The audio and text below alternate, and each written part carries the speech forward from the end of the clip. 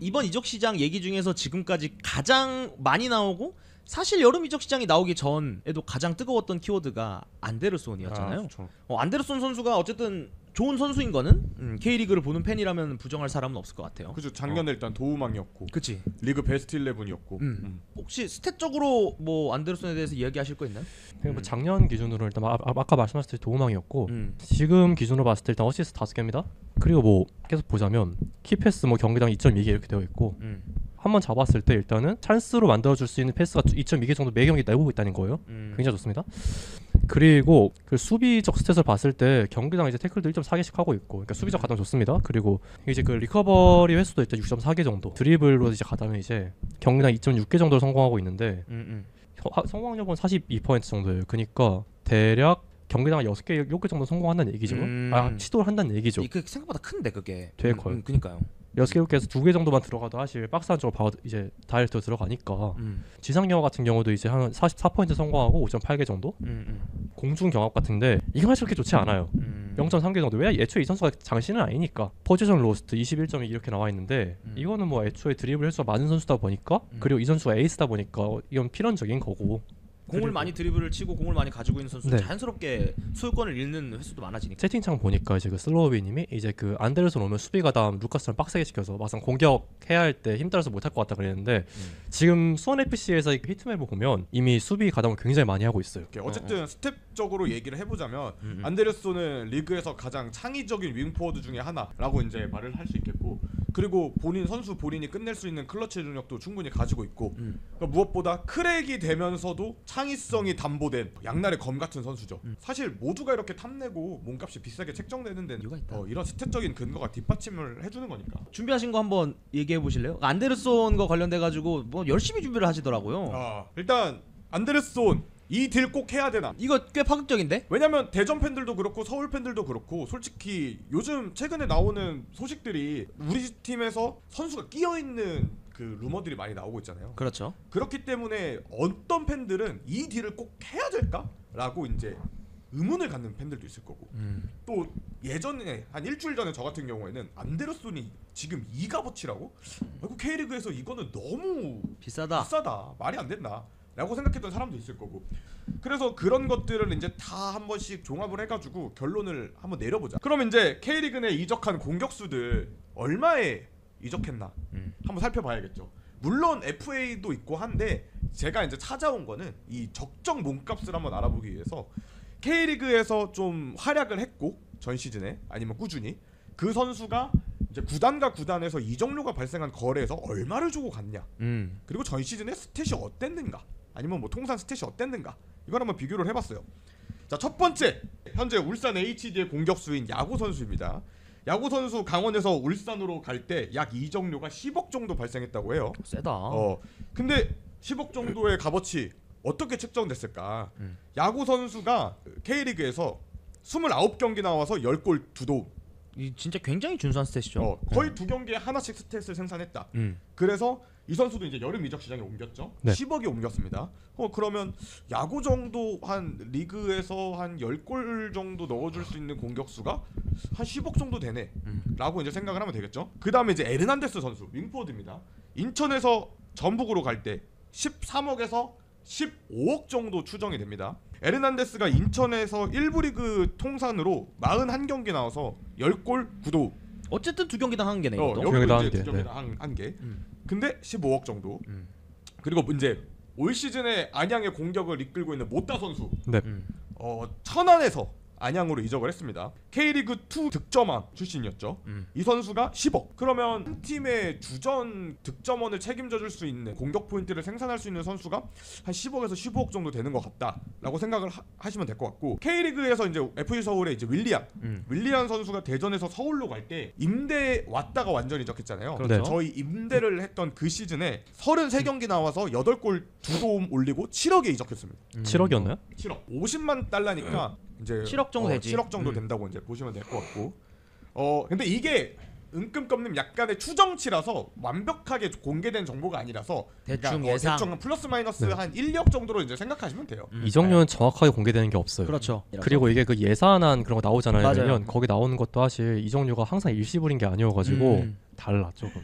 전북현대 지금 최근에 좋은 폼을 보여주고 있는 티아고 선수 36경기 나와서 17골 7도움을 했어요. 득점왕이었죠. 네. 공동. 이 당시에 이정류가 추정치로 15억. 이렇게 봤을 때 현재 안데르손을 한번 다시 돌아와서 스탯을 보자면 24시즌에는 38경기 출전해서 7골 13도움 도움왕을 했고 현재 지금 6월 19일자로 진행 중인 K리그에서는 25시즌입니다. 네. 19경기 득점 5개 그리고 도움 5개 이렇게 올리고 있고 통산으로 따지면 57경기 나와서 12득점 18도움. 아주 괜찮다. 그러면 2게임당 공격 포인트 하나씩 올리고 있는 거죠. 사실 그렇죠. 베스트죠. 네.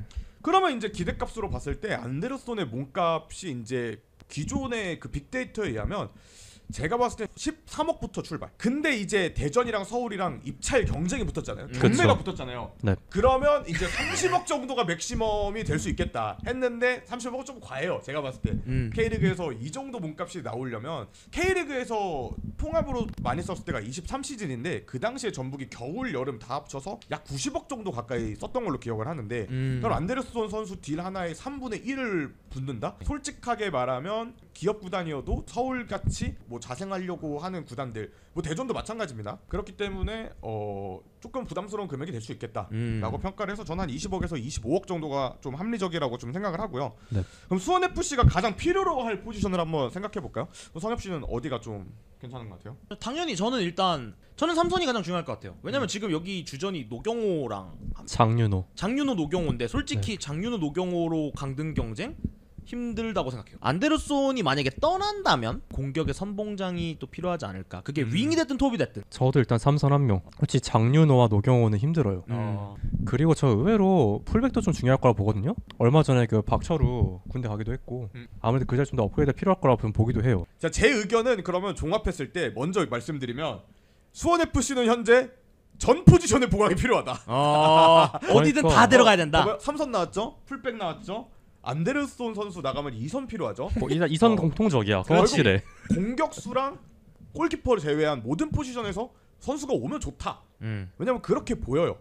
그렇기 때문에 현재 지금 수원FC 관련해가지고 단지 막 20억에서 25억 현찰 박치기 이게 아니라 대전 같은 경우에는 주전 수비수와 그 다음에 이제 백업 공격수 그리고 서울 같은 경우에는 이제 로테이션 자원의 공격수 2명 이런 식으로 해가지고 트레이드 카드를 이제 맞췄잖아요. 그렇죠. 뭐 구체적인 선수 얘기는 뭐 이제 또 아마 시시각각 카드가 변할 테니까 뭐 말하지는 않겠습니다. 그러니까 그 선수들의 이제 값어치를 계산해 보니 거기에 플러스 한 10억 정도 이제 현찰을 얹으면 되겠다 이런 얘기가 많이 나왔잖아요. 그렇죠. 그걸 비교해 보니까 20억에서 25억 정도 되더라. 그 선수들 각각 나온 선수들의 대충의 몸값을 한번 헤아려 보니.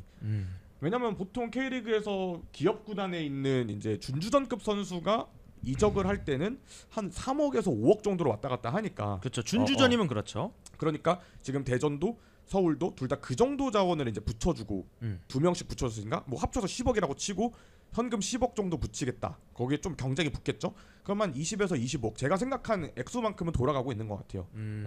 그래서 이제 뭐 수원FC는 당장 현찰보다는 이제 좀 선수도 받고 싶어 할 거라는 생각은 변하지 않는 것 같아요. 그것도 그거고 어쨌든 또 수원FC라는 팀을 생각해 보면은 현찰을 당장 받는 것보다는 선수가 받는 게 더 나을 수도 있다라고 좀 판단될 수도 있는 팀이잖아요. 그죠. 당장 강등을 목전에 두고 있는데 언제 나한테 투자가 될지 몰라.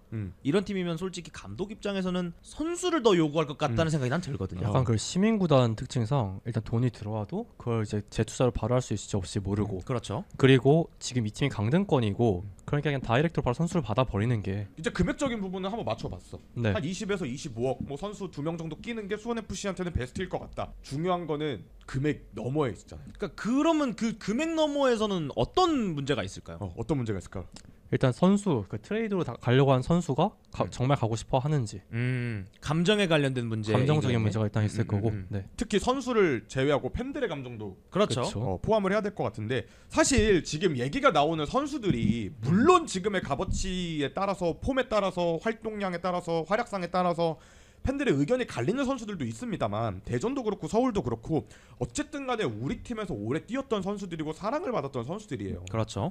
어쨌든 우리 팀에서 사랑했고 사랑받았고 그런 어떤 감정들, 그러니까 이 스탯과 축구라는 어떤 그런 그것 외에 지켜진 어떤 그런 이모셔널한 것들이 있는데 그치. 그런 것들이 무시가 되는 상황이라면 사실 이뤄지기가 오히려 좀 껄끄러울 수도 있는 상황이라는 거잖아요. 그래서 이런 트레이드 같은 경우에는 사실 보완이 좀 생명이라고 생각을 해요. 그렇죠. 왜냐면 팬들의 감정도 상할 우려가 크고 사실 뭐 이런 루머나 썰방 때문에 딜이 빠그러진다? 프로 구단에서는 사실 그게 되게 아마추어틱하지. 그래, 그치. 그럴 일이 난 거의 없다고 또 봐. 물론 있던 사례가 있을 수도 있어요. 있었어요. 그런데 최근에 이제 루머들은 이런 팬들의 정서와 구단의 이제 그 업무를 처리함에 있어서의 난처함을 너무 좀 배려하지 않는 것이 아닌가. 약간 좀 서로 간의 그 입장에 많이 충돌하는 느낌이죠. 요즘에는 좀 아쉽죠. 네. 섭섭하죠. 네, 딱 그런 느낌. 섭섭하다. 그래서 말씀드리고 싶은 거는 사실 서울은 지금 말했다시피 이 트레이드건으로 인해서 감정의 상처를 받은 팬덤이잖아요. 그렇죠. 그리고 어찌됐든 대전도 받았어요 이번에. 그렇죠. 공개되고 싶지 않은 사실이 드러나는 것도 비난이 될 수 있다. 라고 생각하면서 안데르손 선수가 정말 그렇게 꼭 필요한 선수일까요? 저는 예스입니다. 예스. 저거 먼저 얘기하자면 예. 안데르손이 온다면 아마 잠재적인 링가드 선수의 대체 쿼터가 될 거라고 저는 생각을 해요. 자리는 아마 안데르손 선수가 K리그에서 뛰었던 것처럼 좌측 윙포워드에서 주로 뛸 것 같지만 양 우측 측면이 모두 다 소화가 가능한 선수고 공격력을 강조하기 위한 타이밍에는 안데르손이 그리고 수비적인 전체적인 밸런스를 맞춰줄 때는 루카스 실바가 뭐 이렇게 조합을 맞춰줄 수도 있을 것 같고 우리는 문선민 선수를 보유하고 있는데 그죠? 문선민 선수가 굉장히 라인을 잘 부수는 상대 수비진의 그 틈을 잘 파고드는 크랙형 공격수잖아요. 그렇죠. 그렇기 때문에 우리가 지금 안데르손 선수가 온다고 하면 정승원 안데르손 어디서 많이 봤는데? 아니면 문선민 루카스 이런 식으로 변주를 주면서도 상대에게 끊임없이 공격적인 부하를 걸어줄 수 있는 좋은 옵션이 될 것 같다. 심지어 정승원 안데르손은 직전 시즌에 좋은 모습을 보여줬죠. 네, 이미 직전 시즌에 그 정승원이 이제 수원 FC에서 이제 메짤라로 자주 나왔었거든요. 이제 우리 팀에서 보통 윙어로 많이 나오긴 하지만 그 메짤라로 나왔을 때 그 좌측면에서 안데르손과 이제 그 원투 치고 올라가서 박스 안을 침투해서 골을 넣는 그런 장면이 되게 많았었는데 이제 그 전기를 다시 한번 재현할 수 있겠죠. 그리고 제일 중요한 건 안데르손은 우리 팀 이선에 없는 창의성을 가지고 있다. 아까 우리가 스텝 할 때 얘기했던 것처럼 키패스 얘기네. 그래서 따라서 현재 K리그에 뭐 좀 몸값이 거품이 끼어 있다라고 이제 뭐 하더라도 안데르손 정도라면 20억에서 25억 정도의 출혈, 그러니까 예상 가치가 데려와도 무조건 괜찮다라고 봅니다. 현재까지 보여준 거에 의하면은 대신 아까도 말씀드렸지만 전 이 이상은 좀 무리라고 봐요. 나쁜 선례가 될 수 있다. 만약에 30억을 불렀다 하면은 나쁜 선례가 될 수 있다. 근데 정말 필요하다면 사야겠죠. 여기서부터는 의지 문제예요. 이 5억, 25억 플러스부터는 의지 문제인 것 같아. 뭐 그런 것도 있어요. 이 딜이 계속 가다 보면 대전과 서울이 급할까? 아니, 수원 FC도 급할 거야 아마 이거는. 저도 수원 FC가 조금 더 급하다고 봅니다. 네. 그러면 우리 이제 안데르손 선수 히트맵 한 번만 혹시 잠깐 켜줄 수 있나요? 이 첫 번째 히트맵이 이번 시즌의 안데르손 선수의 히트맵입니다. 공격에 참여하는 비중이 높죠. 아주 낮은 위치까지 수비에 가담하진 않지만 수비 가담을 등한시하는 타입은 아니에요. 다음 거 한번 볼까요? 링가드 선수의 히트맵인데 링가드 뭐 선수 또한 수비 가담을 많이 하는 편은 아니죠. 그렇죠. 여기서 보여지다시피. 그러면 우리 루카스 실바 선수 히트맵 한번 보죠. 안데르손 선수와 좀 닮아있지 않나요? 항상 얘기했던 게 무슨 말이었죠? 루카스 실바는 수비를 굉장히 잘한다. 안데르손 선수의 히트맵과 닮아있다. 이 말은 즉슨 뭐냐면 안데르손 선수가 우리의 인식처럼 수비를 안 하는 선수가 아니라는 거예요. 어느 정도는 뭐 물론 수비적인 기술은 루카스 실바가 더 좋을 수는 있더라도 풀백급이니까. 안데르손 선수 역시 수비적인 가담은 충분히 많이 해주고 있다 라는 거를 이제 볼 수 있고, 그 다음에 루카스 실바 선수 지표가 하나 있는데 그거는 그냥 읽을게요 제가. 네. 안데르손 선수는 빅찬스를 8개 만들었습니다. 루카스는 하나 만들었습니다. 루카스는 드리블을 게임당 1.6개 평균적으로 합니다. 성공을. 안데르손 선수는 2.6개씩 성공을 합니다. 박치기를 한 번 덜 한다는 얘기죠. 박치기가 문제가 아니야. 이거 수많은 박치기가 들어가 있는 거지. 박치기를 했는데 그게 성공하는 걸 수도 있어. 그렇지. 루카스보다 안데르손이 부족한 게 딱 하나 있습니다. 경합. 근데 이건 어쩔 수 없어요. 안데르손 선수가 169cm라서. 그렇지. 그래서 안데르손 선수의 약점이 박스한 경합은 조금 약하다. 근데 우리의 인식처럼 수비 가담을 안 하는 건 아니다. 이렇게 하면서 안데르손 선수 스택까지 좀 이제 갈무리 해가지고 꼭 필요하다라는 의견을 남기며 정리 한번 끝내보도록 하겠습니다. 좋습니다. 루카스님도 하고 싶은 얘기 더 있으신가요? 이런 거 보면 약간 느끼는 게 루카스는 기본적으로 대가리 받고 뛰어서 들어가서 본인이 해결을 지는 타입이다 보니까 안데르손이랑 루카스가 같이 써도 되게 호흡이 좋지 않을까 생각을 좀 해요. 그리고 어쨌든 안데르손은 내 몸이 좀 체구가 약하다 보니까 공을 끝까지 끌고 들어가서 몰아놓은 다음에 내가 안 할 건데? 이렇게 줘버리면 된 거죠. 아무튼 빠르게 좀 결과로 나왔으면 좋겠습니다.